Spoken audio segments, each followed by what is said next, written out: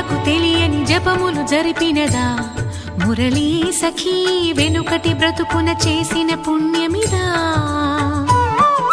తనువును నిలువున తొలిచిన గాయములే